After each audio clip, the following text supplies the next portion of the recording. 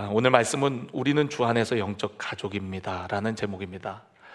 저는 태어나 보니까 이남 일녀 중에 막내였어요. 아버지는 목사님이었고 어머니는 사모님이었습니다. 막내라서 좋았던 것보다 저의 기억 속에 나쁜 것이 더 많아요. 형 누나가 쓰던 물건을 물려받거나 나보다 힘이 센 형이 늘 좋은 것을 차지하는 것처럼 느껴졌거든요. 시간이 지나 가족들이 대화를 나눠보면 그래도 재은이 너는 매를 덜 맞았고 또 덜 고생했고 이제 제가 태어날 쯤에는 그래도 좀 더 나은 환경이었나 봐요. 괜찮은 환경에서 자란 거라고 말하면서 오히려 형 누나가 막내인 저를 더 부러워하더라고요. 여러분은 어떠세요? 여러분들은 어떤 가정 환경에서 자라나셨나요? 지금 와서 생각해 보면 내가 아들인지 딸인지 맏이인지 막내인지 그런 것들은 전혀 중요하지 않더라고요. 내게 소중한 가족이 있다는 것, 부모와 형제가 있다는 것이 얼마나 귀한 일이고 감사할 따름인지 모릅니다. 우리가 이 땅에 태어나 얼마 되지 않아 깨달은 사실은 우리는 혼자가 아니라 가족이 있다는 거예요. 우리는 누구나 부모 형제와 더불어 사는 가족의 일원임을 자각하게 됩니다. 마찬가지로 우리가 영적으로 예수님을 믿고 거듭나고 나면 믿음의 사람이 되는 동시에 우리는 영적 가족을 얻게 되어져요. 교회 식구들, 이것은 영적 가족이거든요. 시편 133편은 그런 영적 가족들이 연합하여 함께하는 아름다움을 표현한 시편입니다. 이스라엘 백성들은 1년 중에 두세 번은 절기 때마다 성전이 있는 예루살렘에 올라가곤 했거든요. 성전에 올라가며 시편 133편 이 노래를 고백하며 서로를 축복하며 올라갔던 거예요. 그리고 예루살렘에 가서는 며칠 동안 머무르면서 예배도 드리고 오랜만에 만난 형제 자매들과 함께 교감하며 영적 교제를 나눔으로써 우리는 하나님의 백성 아브라함의 후손이라는 것을 느끼게 되어지는 겁니다. 서로 다른 우리들이 하나님을 아버지라 부르며 예배를 통해 또 우리 교회의 소그룹 모임인 속회를 통해서 우리는 주 안에서 영적 가족임을 또 주님의 몸된 교회를 이루어 나가게 되어집니다. 끊임없이 우리 소그룹 모임인 속회를 그동안 강조해왔죠. 왜냐하면 속회는 하나됨을 경험하는 가장 중요한 통로이기 때문에 그래요. 환경적인 문제가 닥쳤을 때 가족들의 관계가 끈끈하면 어떤 어려움이 와도 그것을 극복하고 이겨나갑니다. 속회가 끈끈해야, 속회가 잘 모여져야 어떤 어려움이 와도 이겨낼 수가 있는 거예요. 코로나 때 많은 교회들이 휘청했죠. 그리고 아직까지도 코로나 이전으로 회복되지 않은 교회들이 너무 많다고 합니다. 대부분의 교회는 코로나 이전으로 돌아가지 못하고 있어요. 그런데 코로나 때에도 안정되게 든든하게 성장한 교회들, 부흥한 교회들이 있습니다. 그 교회들은 공통점이 소그룹이 건강했다는 거예요. 그러니까 소그룹이 중요합니다. 소그룹이 끈끈하면 어떤 풍파가 와도 이겨낼 수가 있는 거예요. 그렇잖아요. 여러분, 아무리 세상이 뒤흔들린다 해도 부부관계가 좋고 가족들이 똘똘 뭉치면 뭔 어려움이 되겠습니까? 그걸 이겨낼 수가 있는 거죠.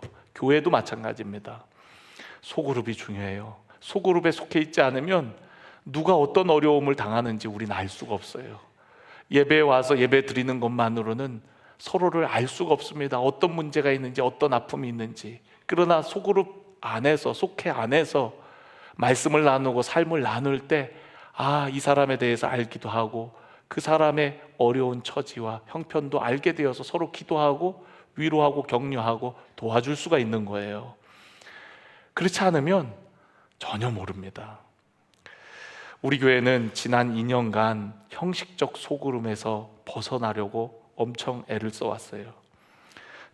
성도를 관리하는 소그룹이 아닌 큐티를 통한 말씀 묵상과 삶의 나눔, 그리고 영적 교제가 있는 나눔 공동체로 나아가고자 애를 쓴 겁니다. 끊임없이 속회의 중요성을 강조해 온 결과 이제는 속회 대부분이 매주 진정한 만남과 교제를 통하여서 은혜를 나누고 있습니다. 오늘 속회 감사 데이를 통해 여러분의 속회가 더욱 아름답게 세워지기를 원하고요, 또 교제의 기쁨이 충만하기를 주님의 이름으로 축원합니다. 시편 133편 1절 말씀은 이런 영적 가족 공동체를 선물로 받은 우리 모두의 탄성과 같은 고백입니다. 우리 한번 1절 한번 같이 읽어보겠습니다. 보라, 형제가 연합하여 동거함이 어찌 그리 선하고 아름다운고. 여러분, 보라는 감탄사예요. 그리고 강조입니다.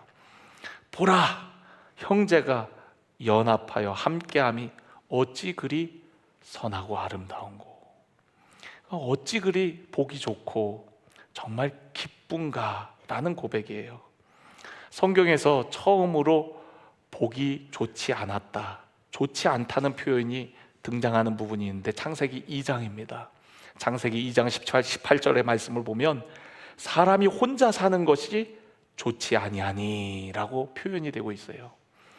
아담 혼자 있는 것이 좋지 않아서 하나님께서는 하와를 만드셔서 둘이 연합하게 합니다. 그리고서는 하나님 보시기에 흡족하다고, 보시기에 심히 좋았다고 말씀하세요. 요즘에 우리 교회에 많은 가정들이 결혼식들이 있습니다. 결혼식에 가보면은 사랑하는 남녀가 사랑의 결실을 맺는 자리예요. 얼마나 보기가 좋은지, 얼마나 아름답고 멋진지, 그냥 보기만 해도 너무 기쁜 것처럼 여러분, 그런 연합이 선하고 아름답다, 보기 좋고 그리고 너무나도 기쁘다고 말씀하고 있는 것입니다. 그렇다면 우리가 어떻게 그런 영적 가족, 하나 된 영적 가족을 통해서 우리가 어떤 일들을 행하게 되어지는지를 좀 보려고 해요. 오늘 2절 3절이 그런 말씀이거든요. 2절을 한번 같이 읽어볼까요? 시작. 머리에 있는 보배로운 기름이 수염 곧 아론의 수염에 흘러서 그의 옷깃까지 내림 같고. 여러분, 형제가 연합하고 함께하는 그 모습이 선하고 아름답대요. 그런데 마치 보배로운 기름이 아론의 수염에 흘러서 옷깃까지 내림과 같다라고 표현을 하고 있습니다. 제사장은 임직식 때 기름을 부어 세웁니다. 근데 그 기름이 머리에서부터 흥건하게 흐르도록 해요. 수염을 흐르고 그리고 옷에 흘러서 그 옷깃 끝까지 흘러가는 겁니다. 그렇게 임직을 한 제사장의 가장 중요한 사명이 무엇이냐면 그것은 바로 백성들을 축복하는 거예요. 여러분, 기름 부음은 하나님의 은혜인 동시에 축복입니다. 민수기 6장 23절, 제사장이 된 아론과 그의 아들들에게 하나님께서 이렇게 명하십니다. 너희는 이스라엘 자손을 위하여 이렇게 축복하여 이르되 라고 말씀하셨어요. 제사장이 된 아론과 아들들에게 너희는 백성들을 축복하라는 거예요. 하나님께서 우리를 기름 부어 세우셔서 세상의 축복의 통로로, 또한 축복의 전달자로 세우시는 거예요. 오늘날의 제사장은 누굽니까? 아론인가요? 목사님이 제사장인가요? 우리가 베드로전서를 보면 너희는 택하신 족속이요 왕 같은 제사장이라 그랬어요. 성도 한 사람 한 사람이 바로 영적 제사장입니다. 우리를 부르심은 거룩한 제사장으로 세울 뿐만 아니라 우리에게 복을 주셔서, 우리를 기름 부으셔서 우리를 통해 하나님의 기름이 온 세상에 흘러가기를 원하는 거예요. 축복이 우리를 통해 흘러가기를 원하는 거예요. 그런데 여러분, 우리가 그렇게 하나님의 축복을 흘려보내기 위해서는 우리가 먼저 하나됨이 필요합니다. 형제의 연합과 함께함이 필요해요. 우리끼리 하나 되지 못하는데 어찌 세상에 하나님의 축복을 선포할 수 있습니까? 세상이 그러겠죠. 너희들이나 잘해 라고 얘기를 하겠죠. 그래서 하나됨이 중요합니다. 하나 될 때 하나님의 영광을 드러내게 되고요, 우리가 서로 사랑할 때 비로소 우리가 주님의 제자인 줄 안다고 예수님께서 말씀하셨거든요. 오늘 저와 여러분이 함께 연합하고 하나 되어서 하나님의 복을 흘려보내는 거룩한 공동체가 되어지기를 간절히 원합니다. 세상 사람들도 남을 축복하고 또 격려하죠.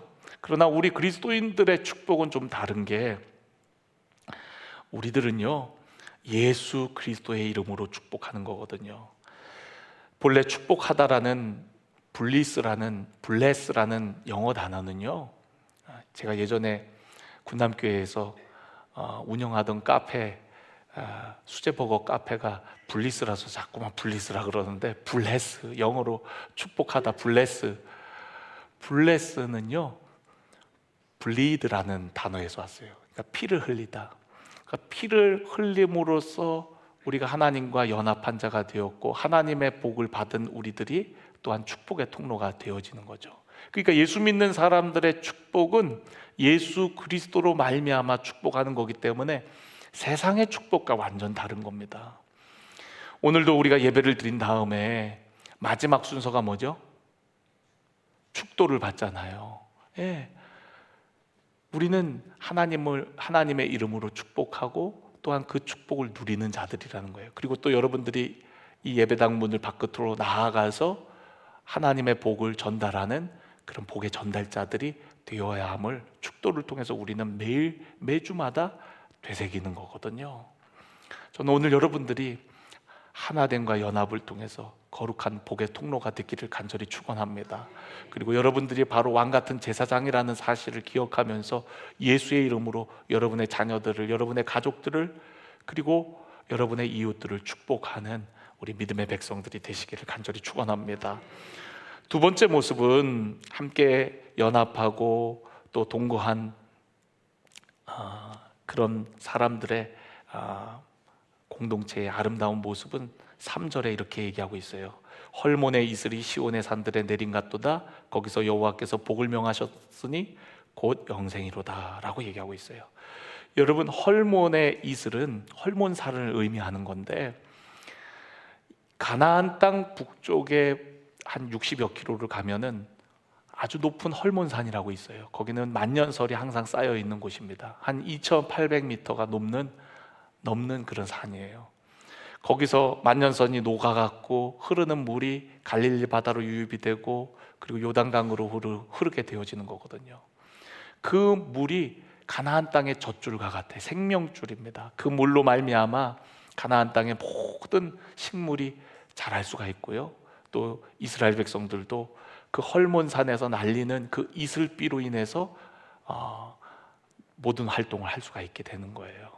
우리가 성경에 보면은 이슬, 또 샘물, 또 생수의 강, 이런 것들은 다 하나님을 나타내고 의미하는 것들이에요. 예수님께서도 사마리아 여인을 만나서 샘물이라고 이야기를 하셨고요, 또 초막절 마지막 날에는 자신을 믿는 자는 그 배에서 생수의 강이 흘러나오리라 그랬거든요. 그러니까 그 모든 것이 생명의 원천을 의미합니다. 그러니까 생명의 원천이 누구냐? 바로 예수 그리스도인 거죠. 그래서 헐몬의 이슬이 시온 산들에 내린갔도다 라고 말씀하시면서 거기서 여호와께서 복을 명하셨다. 그 복은 영생이로다 라고 말씀하고 있어요. 오늘 저와 여러분에게 이슬과 같은 하나님의 은혜가 임하기를 원하고요, 그 은혜가 정말로 흘러 온 세상을 적시고 생명으로 이끄는 거룩한 통로가 되어지기를 간절히 원합니다. 우리의 교제는요, 예수 그리스도로 말미암아 함께 누리는 교제예요. 요한일서 1장 3절에 보면 그리스도로 말미암아 우리가 사귐을 누린다 그랬거든요. 우리가 어떻게 함께 연합하고 함께 할 수 있느냐? 그것은 바로 예수 그리스도로 말미암아요. 서로 다른 우리가 모였습니다. 아무리 하나 되려고 해도 우리들은 하나 될 수가 없어요. 우리가 함께 시간을 보내보면 우리가 얼마나 다른가를 분명히 알게 되거든요. 결혼을 해갖고 몇 달 살아보면 아유, 이 사람 이런 사람이었어? 라고 알게 됩니다. 서로 다름을 우리는 시간이 지날수록 너무나도 많이 알게 되어져요. 그런데 그렇게 서로 다른 사람이 어떻게 하나가 될 수 있습니까? 같은 곳을 바라보는 거예요.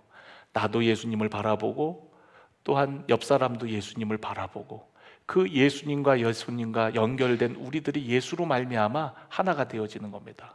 그래서 성경의 에베소서에 보면 예수님은 모퉁이 돌과 같다는 거예요. 이 벽과 이 벽은 어떻게 보면 연결될 수 없는, 하나 될 수 없는 벽이지만 예수님이 그 모서리 돌이 되어갖고 모퉁이 돌이 되어갖고 이 벽과 이 벽이 연결되어지게 된다는 거예요. 저와 여러분이 그렇게 연결된 겁니다. 서로 다른 우리들이지만 예수 그리스도로 말미암아 우리는 하나가 되어지는 거예요. 다른 우리지만 같은 주님을 섬김으로 그 주 안에서 한 피바다 형제 자매가 되어지는 겁니다. 예수 그리스도의 피로 인하여서 우리는 형제 자매가 되어지는 거예요. 저는 오늘 우리 모두가 그런 영적 가족임을 깨닫게 되어지기를 주님의 이름으로 간절히 축원합니다. 이번에 비전 트립을 통하여서 참 많은 은혜가 있었어요. 아이신 교회, 일본어로 아이신인데 한자로는 사랑의 자에 마음심자를 쓴 애심교회입니다. 사랑의 마음이 있는 교회라는 뜻이에요. 그 교회가 생긴 이후로 3일간 연속으로 집회를 한 건 이번이 처음이라고 합니다. 일본 사람들은 그런 집회 자체를 좋아하지도 않고 평일날 모이라고 한다 해서 모이지도 않는다 그래요. 주일 보내고 월, 화, 수 우리가 3일간 집회를 했고, 그리고 목요일날은 우리가 우리끼리 모여갖고 선교사님 그런 이야기들을 듣는 시간을 가졌거든요. 저희가 4박 5일 일정이었는데 4일을 그 교회를 방문을 했어요. 선교사님이 그러더라고요. 자기들끼리 나눈 이야기를 저에게 전해주는데 여태까지 어떤 선교팀이 왔어도 우리 교회를 매일 와갖고 기도해 준 팀은 아무도 없었다는 거예요. 그런데 우리가 매일 가서 함께 예배하고 함께 기도하고 함께 안아주고 뜨겁게 기도하고 그렇게 3일을 하니까 그 냉랭한 일본 사람들이 마음을 열더라고요. 그리고 우리의 한국적인 그 신앙, 뜨거운 신앙을 받아들이더라고요. 한국에만 이런 통성기도의 문화가 있거든요. 그런데 여러분, 저는 이게 그 지극히 성경적인 문화라고 생각해요. 우리 한국 교회 스타일이 아니라 이거는 성경의 스타일이고, 너는 내게 부르짖으라 했잖아요. 그죠? 많은 기도의 사람들이 통곡하며 울며 소리 높여 기도했잖아요. 그러니까 이거는 한국 교회만의 문화가 아니라 성경적인 거거든요.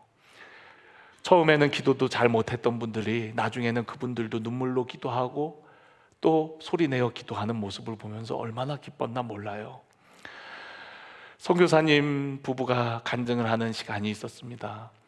아내 되시는 이은진 선교사님이 원래는 운동을 하셨대요. 합기도가 6단인가 그렇고 나중에 올림픽 나가갖고 메달도 따려고 유도로 전향해갖고 유도 선수로 은퇴를 했다고 하더라고요. 그런데 왜 운동을 했냐고 여쭤봤어요. 그랬더니 이 선교사님 하는 얘기가 의외의 답이었어요. 아버지를 지켜드리고 싶었대요. 그래서 운동을 했대요. 아버지가 목사님이에요. 서울의 유명한 교회 목사님입니다. 그런데 아버지를 지켜드리고 싶어갖고 자기가 운동을 하게 됐대요. 아마도 그 사모님이 어려서부터 경험했던 교회 안에 그런 싸움이 얼마나 고통스럽고 그 결과가 얼마나 비참한지를 목격했기 때문에, 그래서 아버지를 지켜드리고 싶어서 그래서 운동을 하게 됐다는 거예요. 물론 우리가 운동을 그렇게 잘한다고 해서 그걸 사람한테 쓸 수 있는 건 아니겠죠. 그런데 어린 나이에 순수한 마음으로 우리 아빠를 내가 좀 지켜드리고 싶다는 마음에서 운동을 시작한 거예요. 참 성도들은 평소에 보면 다 양 같지만 양이 얼마나 고집센지 지난주에 말씀드렸죠. 그러니까 아마 목사님의 마음을 아프게 하는 그런 성도들이 여럿 있었나 봐요. 어렸을 때 그걸 보고 자랐나 봐요. 그래서 아빠를 지켜드리고 싶어서 운동을 배웠대요. 그 얘기를 듣는데 제 마음도 먹먹해지더라고요. 저도 목사님 자녀로서 그런 모습을 안 본 거 아니거든요. 저도 목회를 하면서 교회 안에 갈등이 반복되어 일어나는 것을 보게 됩니다. 누가 옳으냐 그르냐를 싸우고 잘해보자고 싸우고 마음에 든다 안 든다로 수군대고 갈등을 겪어요. 드러내고 싸우지 않아도 속으로는 남만도 못하게 여기며 같은 교회를 다니는 사람들도 있어요. 싸우는 것보다 더 충격적인 것은 교회 와서 그래도 된다라고 생각을 해요. 많은 사람들이 믿음으로 구원을 받는 거지, 그러면서 우리가 함께 모여서 좀 싸울 수도 있는 거지 뭐, 다 잘해보자고 하는 거지 뭐, 그렇게 그냥 그걸 당연한 듯이 받아들입니다. 전 그게 더 가슴이 아픈 것 같아요. 그게 왜 당연한 겁니까? 우리가 민감하게 여겨야죠. 정말 교회가 어떤 곳인지 몰라서 그렇고, 그러한 결과가 얼마나 무서운지를 몰라서 그래요.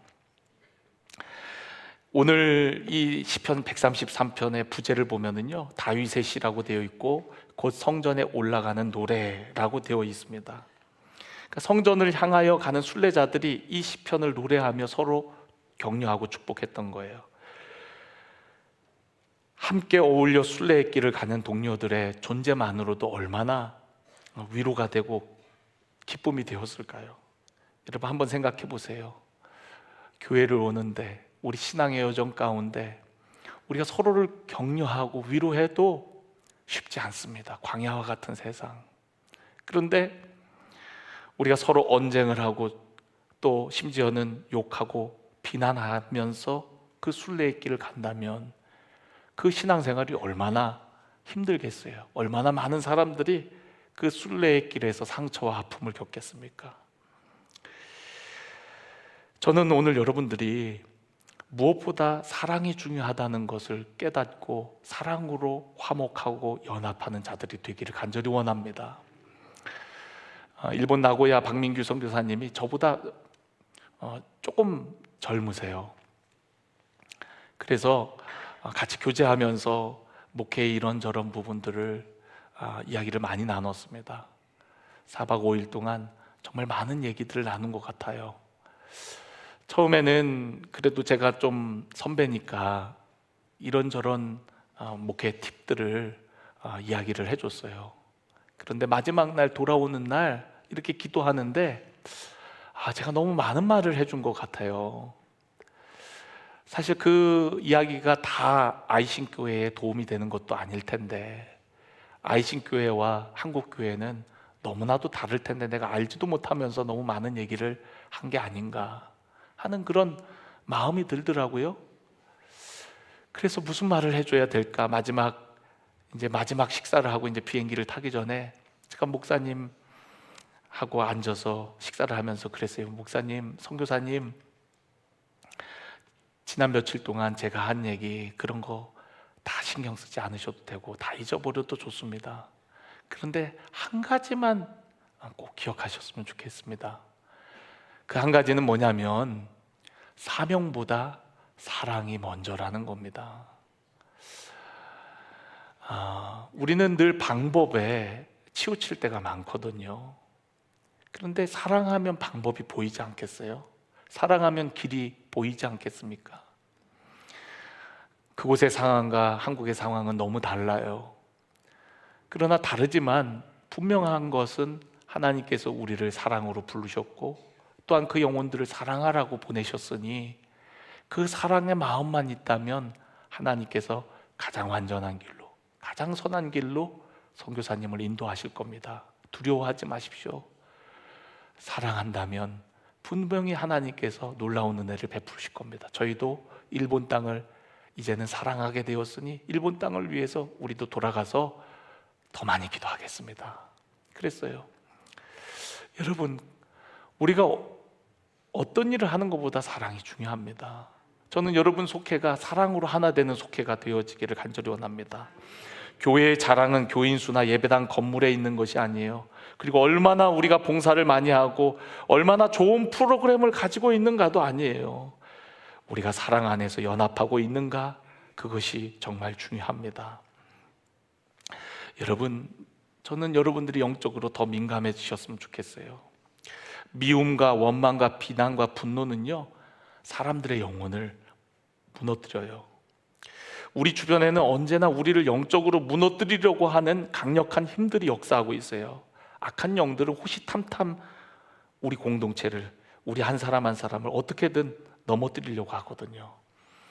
저는 그런 거에 여러분들이 그냥 소극적으로 반응하지 않기를 원합니다. 우리가 코로나 때 겪어봤잖아요. 바이러스, 감기 오면은 벌써 마스크 쓰고 막 목을 딩 감고 옷 껴입고 반응하잖아요.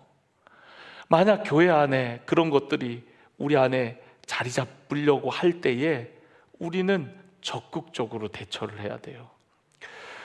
교회 안에 갈등과 다툼이 있을 때 그것은 마귀 역사임을 알아야 돼요. 우리가 하나님의 도구가 될 수도 있고 마귀의 도구가 될 수 있다는 것을 여러분 잊어서는 안 돼요. 종이 한 장 차이입니다. 예를 들어 볼게요. 마태복음 16장에 보면은 가이사랴 빌립보 지방에 갔을 때에 예수님이 질문을 해요. 사람들이 나를 누구라 하냐? 그리고 너희는 나를 누구라 하느냐? 그랬을 때 시몬 베드로가 고백하죠. 주는 그리스도시요 살아계신 하나님의 아들이십니다 라고 고백을 하니까 예수님이 이렇게 칭찬하셨어요. 바요나 시몬아, 내가 복이 있도다. 이를 내게 알게 한 이는 혈육이 아니요 하늘에 계신 내 아버지시니라. 그리고 나서 예수님께서 그 고백이 있고 난 다음에 그때부터 예수님이 어떠한 고난과 죽음을 당하실지를 제자들에게 말씀하십니다. 그랬더니 베드로가 안 됩니다 주님, 막 강하게 반발해요. 그랬더니 예수님께서 좀 전에는 칭찬했던 베드로에게 뭐라고 말씀하세요? 사탄아, 내 뒤로 물러가라. 너는 나를 넘어지게 하는 자로다. 내가 하나님의 일을 생각하지 아니하고 도리어 사람의 일을 생각하는도다. 좀 전에는 칭찬만 받았어요. 그러나 지금은 어때요? 사탄이라고 하면서 내 뒤로 물러가라 그랬어요. 여러분, 우리가 하나님의 도구가 될 수도 있지만 자칫하면 나도 모르게 마귀의 도구로 쓰임받을 수 있다는 사실이에요. 그렇기 때문에 우리는 영적으로 분별해야 되고 항상 깨어있는 것이 중요해요. 여러분, 마귀가 원하는 것은 짜여진 각본과 같아요. 우리가 서로 미워하고 서로 믿지 못하고 분노하고 혈기 부리고 서로를 이해하지 못하고 존중하지 않고 배려하지 않고 그러기를 원하는 겁니다.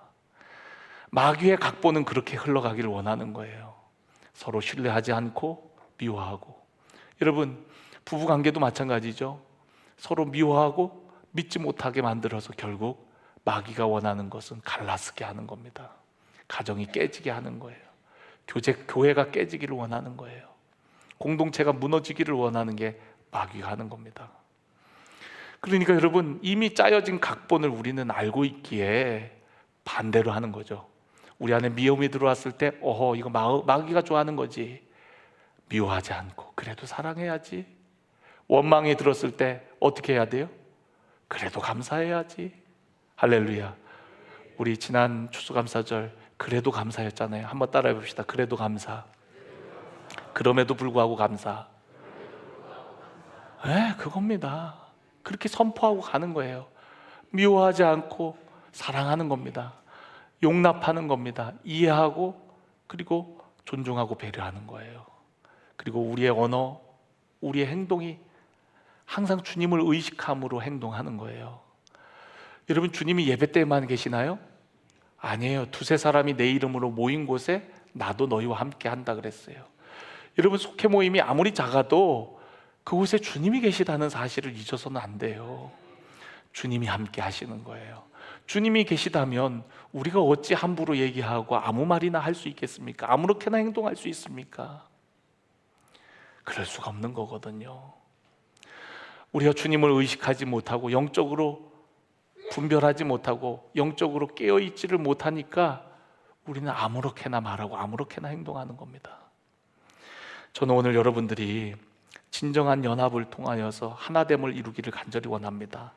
하나되자 구호를 외쳐서 되는 것도 아니고 순종하라고 윽박질러서 순종하는 것도 아니고요, 탁월한 지도자를 세워서 되는 것도 아니에요. 다 옮아가지 못하고 무너지고 맙니다. 진정한 하나됨은요, 우리 모두가 다 주님을 의식하고 같은 주님을 바라볼 때 가능한 거예요. 주님이 우리의 삶 가운데 왕 되시고 주인 되시다는 것을 인정하는 겁니다. 우리 교회의 목자는 그리스도시고 또한 우리 주님이 우리 교회를 이끈다는 사실을 끊임없이 선포하고 고백하는 거예요. 사사시대가 왜 암울한 시대였죠? 다 저마다 옳은 대로 행했기 때문에 그렇습니다. 다 옳아요. 다 들어보면 다 옳습니다. 틀린 사람이 없습니다. 자기 소견에 옳은 대로 행하니까 엉망진창이 돼버렸습니다. 가장 이스라엘 역사 속에 암울한 시대가 되었던 거예요. 왕이 없으므로 자기 소견에 옳은 대로 행했다라는 거예요. 저는 전적으로 하나님을 나의 왕으로, 우리 공동체의 목자로 모시고 우리 모두가 그 주님을 바라보기를 간절히 원합니다.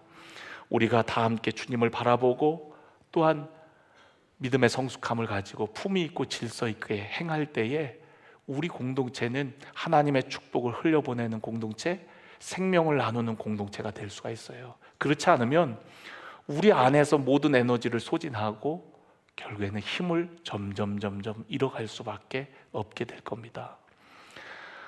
오늘 속회 감사데이 너무 중요해요. 목사님이 왜 이렇게 자꾸 속회 그러나, 빨리 속히 예배나 끝마치지. 오늘 분명히 여러분들 중에 식당을 예약해 놓고 그런 분들도 계실 텐데 지금 애간장이 타갖고 목사님 왜 이렇게 안 끝내나? 저도 빨리 끝내려고 말을 지금 무진장 빨리 지금 하고 있는 겁니다. 저도. 그러나 준비한 말씀 전해야죠. 여러분, 너무나도 중요한 말씀들. 많은 분들이 우리가 정말 하나 될 수 있을까라는 의구심을 갈아요. 여러분, 하나님께서 하나 될 수 없는 우리들을 하나 되라고 하셨을까요? 아니에요. 하나 될 수 있기 때문에 하나 되라고 말씀하시는 겁니다.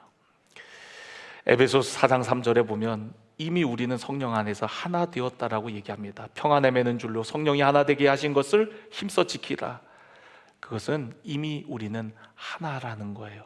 그 하나됨을 계속 지켜나갈 수 있도록 깨어서 민감하게 해나가라는 의미입니다. 우리 교회가 적극적이어지기를 원해요. 그리고 서로를 이해하고 사랑하고 배려하고 섬기는 공동체가 되기를 원합니다. 제가 이렇게 속회를 보면은요, 어느 속회는 참 용사들이 모여 있어요. 일당 백이. 그런데 속회가 재미가 없어요. 왜 그럴까요? 서로 잘나갔고 그래서 재미가 없습니다. 서로 섬기려고 하지 않아요. 누군가 먼저 커피도 사고 간식도 가져와야 섬김의 선순환이 일어나는데 서로 눈치만 보고 안 하니까 결국에는 거기는 냉랭하고 연말 되면 우리 속 좀 바꿔줘요. 도저히 못하겠어요. 사실은 자기 때문인데 누구 때문이겠어요? 누가 문제가 아니라 나 때문입니다. 나 때문에. 또 어떤 속회는 너무 연약해갖고 이 속회가 될까 싶었는데 맡겨놨더니 그래도 그 중에서 누군가가 섬김을 시작하고 그래도 애를 쓰니까 그 속회는 어느 순간 너무 사랑으로 충만해서 교회에 모이는 모임을 보면은 막 웃음이 끊이지를 않아요. 도대체 무슨 얘기를 하나 궁금해갖고 이렇게 쳐다보면 별 얘기도 아닌데도 그렇게 만남을 기뻐하고 같이 소소한 간식들 나누면서 교제하는 모습 보면 너무 행복해요. 얼마나 선하고 보기 좋은지, 얼마나 기쁜지. 여러분, 목회자는요, 나이가 적든 많든 아비의 마음을 가지고 있어요, 여러분. 그래서 그런 모습 보면 그냥 행복해져요. 아유, 저기 속회가 너무 잘 모이네. 저 속회가 은혜가 넘치네. 그런 모습을 보면 너무 좋은 거예요. 여러분들도 그렇잖아요. 자녀들이 형제 몇 되지도 않는데 치고받고 싸우고 뭐 더 달라고 막 그러면 얼마나 속이 상합니까? 그런데 없는 형편에서도 형제들이 그냥 서로를 위하고 형님 먼저 아우 먼저 그러면서 서로가 그렇게 존중하는 모습을 부모가 볼 때 그냥 행복하잖아요. 그냥 좋잖아요.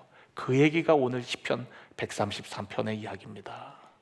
얼마나 좋은지 보라, 형제가 연합하여 동거함이 어찌 선하고 아름다운고 라고 얘기하는 겁니다. 이제 2025년 다 지나갔어요. 이제 한 달 남았습니다. 내일부터 이제 딱 한 달 남았습니다. 저는 이 한 달 하나님께서 주시는 기회라고 생각해요. 마지막 한 달 더욱 사랑하시기를 바랍니다. 무엇보다 사랑하시길 바랍니다. 무엇보다 남은 한 달 뜨겁게 사랑하시고 만약 내 마음에 어떤 누군가를 향한 미움과 원망이 있다면 다 털어내고 여러분 정말 사랑으로 이 한 달을 살아내셔서 아름답게 올 한 해를 마무리하는 우리 사랑하는 모든 성도 여러분들이 되시기를 간절히 축원합니다.